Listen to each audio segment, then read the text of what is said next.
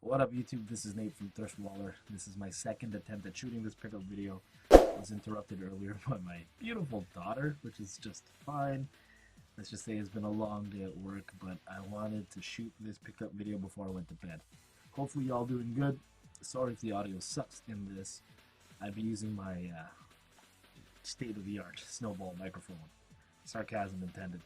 But I can't find the stand for it, so I'm using the built-in microphone here on this Logitech webcam here. Hopefully it sounds okay. Yeah, the reason I lost my microphone, sorry, before I get started, was because I can't find the stand to my microphone. We were shooting our NES Mini 30 review where we're going to play all the NES mini games that come packed in with the NES mini console when it's released on November 11th. We're going to play all of them. We're going to reflect on all of them together, alone, whatever, Lester, Ian, myself, and Gary. Check it out. It's a project that we started on the channel. Hopefully you'll enjoy it. Walking down memory lane with us, or if you're a youngin' figuring out why this is such an important thing for us. As we always do in all of our pickup videos, the first round, ding ding ding, shelf padding, things we picked up because they were cheap. Kind of a cheat here. This isn't really pickups, it's just new additions into the collection. Over the past year or so, I've been picking up loose discs here and there. And I've been making repro covers out of them, so I just kind of wanted to show them off a bit. Final Fantasy Ring of Fates, I always mispronounce that one. You might have remembered in a recent pickup video, I found a bunch of these Nintendo DS cases at a liquidation store, so I was able to harvest my legit DS cases that come with the built-in Nintendo Advance, GBA Advance slot here for these games. So I've been harvesting these, and I've been replacing, because the ones I picked up from the liquidation store, you can see here, they don't come with that slot, right? So putting these onto my DS games and harvesting their cases so that I can make Game Boy Advance cases. These are from the coverproject.net, in case you're wondering. Fire Emblem. It just gives like a cleaner look overall, really. These are really hard covers to find online. The Splatterhouse here. You got Coliseum, Road to Freedom, which apparently is not a bad game. I can't wait to play that one. But the best loose disc I've picked up so far this year, Day of the Tentacle. I think I picked this up for like 50 cents or something from a store out of town, a thrift store. Now I can put them away. We have problems on thriftdweller. We can't put things on the shelf unless we shot a pickup video. This one was $1.99 at Valley Village. Just some Nintendo cables. All good. Oh, I picked this up for $3.99 at Valley Village. Yoshi Game Boy game. She didn't know if I had it or not. You can see there. It was almost worth it just to get these Game Boy cases. I love these things. These things are awesome. Oh. The reason this is in shelf padding is because I have this already complete in case. It is Final Fantasy IV for the PSP. If you guys remember what the PSP is all about. $3.99, I couldn't leave it behind. This is probably the best incarnation of this game. Honestly, it comes with like a prequel, comes with like a story that you can play. It happens after Final Fantasy II in North America, which is Final Fantasy IV. Like for real. Comes with new quirks to the game, like if you complete a map they give you some bonus upgrades or whatever. Really good, really good. Very happy to find that. Again, like I've been saying on the channel, I'm keeping all my duplicates. Valley Village manager let me keep this because it was missing the game. Somebody stole it out of there. So this is a Game Gear case. What was in here? I don't know any rare Game Gear games, so fill in the blank, comment below, let me know. What's a rare Game Gear game? Mega Man? Huh? Round 2, ding ding ding. No cheaps, games we got because we really wanted to add them to the collection. You can see there, it obviously outnumbers shelf padding, which is not a bad thing sometimes. Because you really do want to cut down on that shelf padding stuff. Ooh.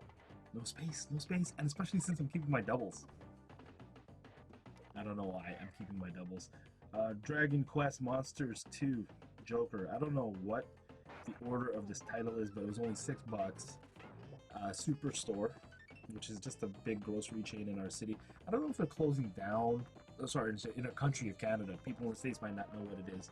I don't know if they're closing down their electronics section, but a lot of them have been having sales. And $6 I thought for a brand new DS game, not a bad price for that. I actually have this already loose.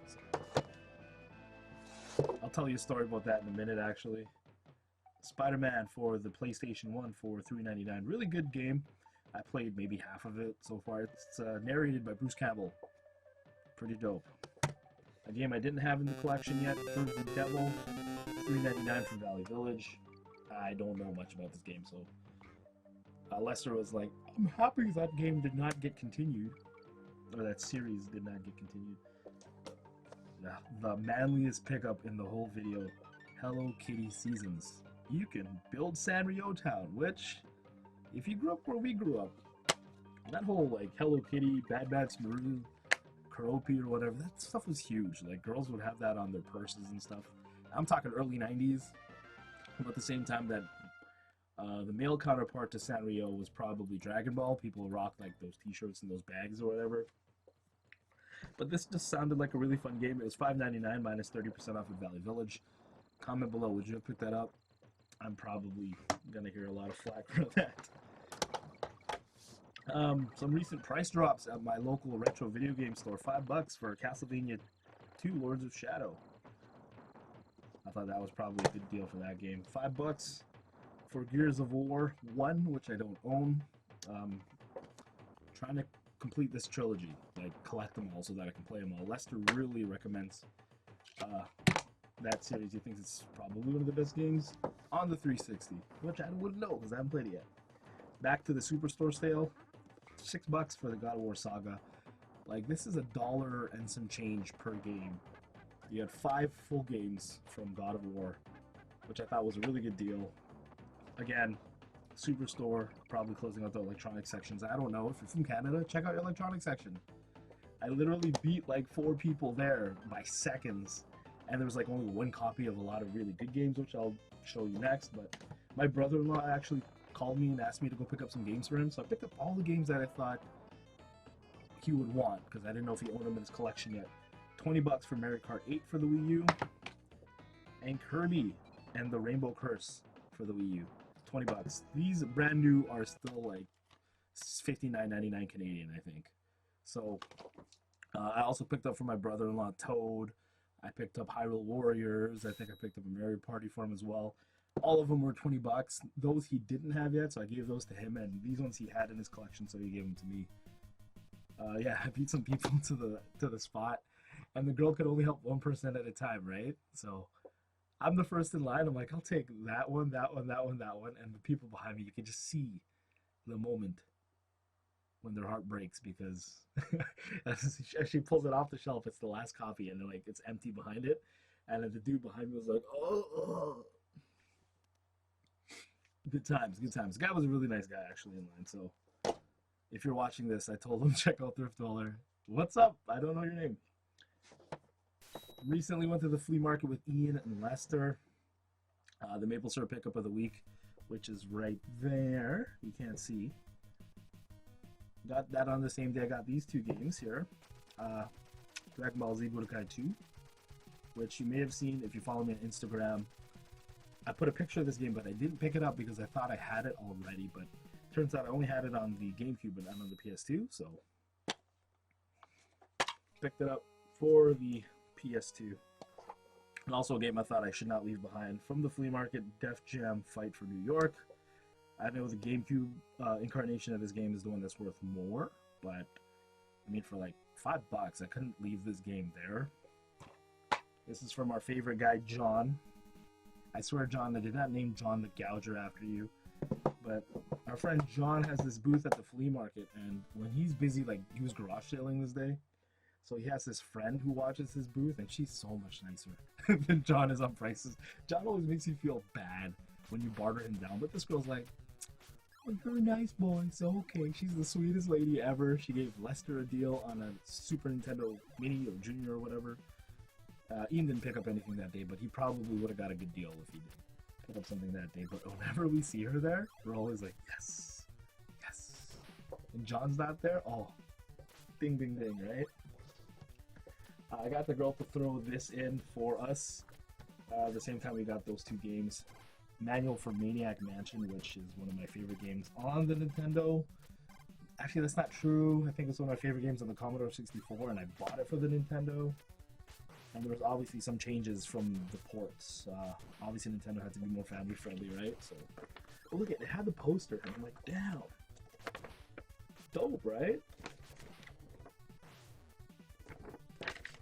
Actually, I had a conversation with my buddy Ed from River City Retro Gaming about what came first. There's a television show, I'm pretty sure it was when the States came first, or did the game come first?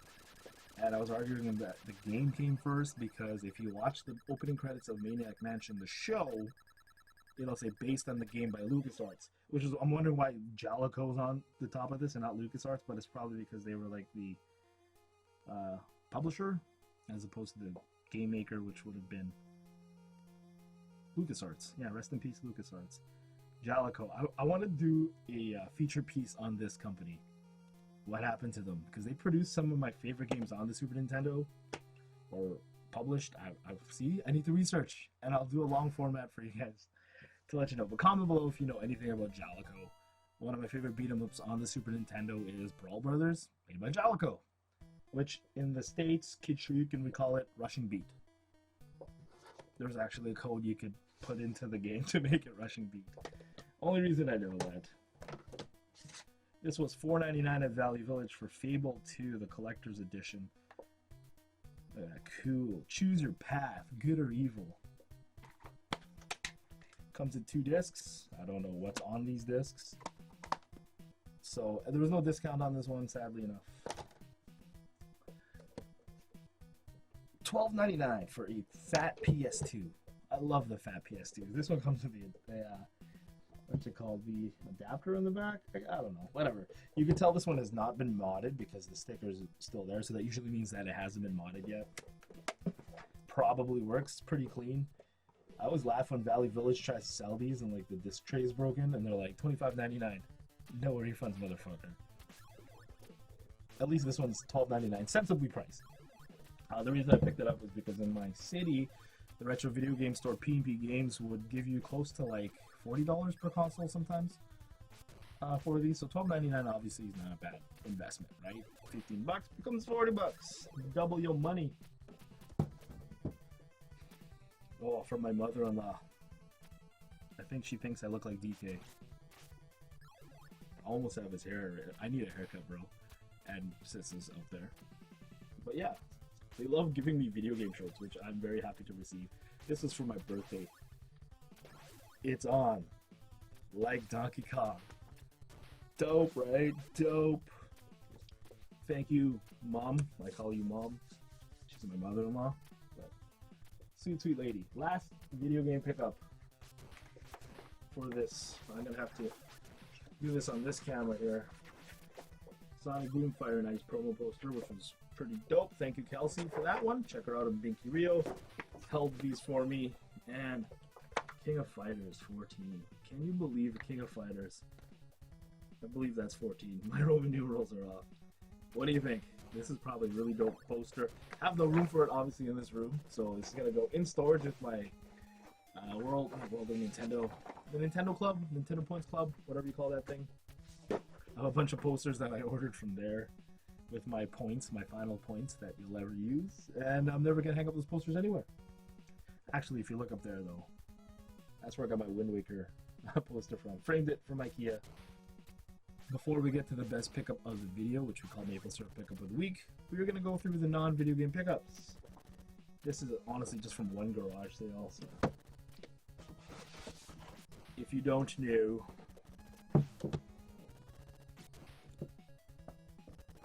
anyways, had to adjust the camera, sorry. If you don't know, I like to collect movies. Really motivating, actually, was AVGN's DVD / VHS / Laserdisc room tour. Blew my mind. I don't care what Lester says about analog technology. I buy VHS tapes, just saying.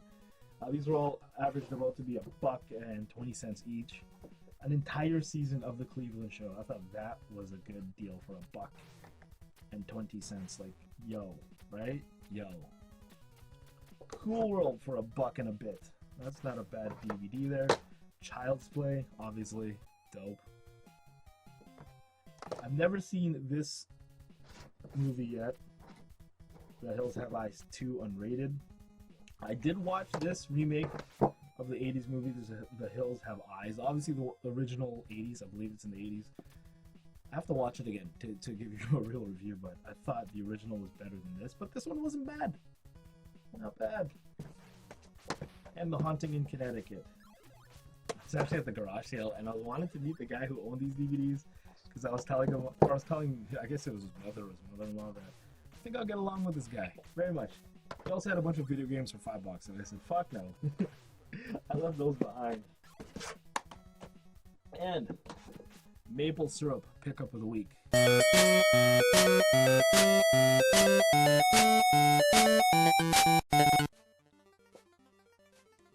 You may have saw it when I panned up here. The Super Scope for the Super Nintendo. Very happy to have this. I actually own 2 Super Scopes, but they're not necessarily complete. Missing that stupid eyepiece all the time. I have like 2 extra sensors that go on top of the TV usually. I have 2 of those. So this one, they wanted $35 for it, but combined with these 2 games here, I ended up paying pretty much $35 for this, I believe. But I think I talked it down to 25. But this box is very mint. Very happy with the condition of this box. Seems to have everything in it. The one thing I am confused about or concerned about is the eyepiece. I don't know if there's supposed to be glass in that or not, and I haven't tested this yet. So, but for $35, I thought that was a really good deal. Actually, as soon as I bought this, our buddy at Retro Bomb offered to buy it off me for a profit. I'm not gonna say how much he offered me, but he offered to buy this off me for a profit. I didn't even walk out of the freaking flea market yet.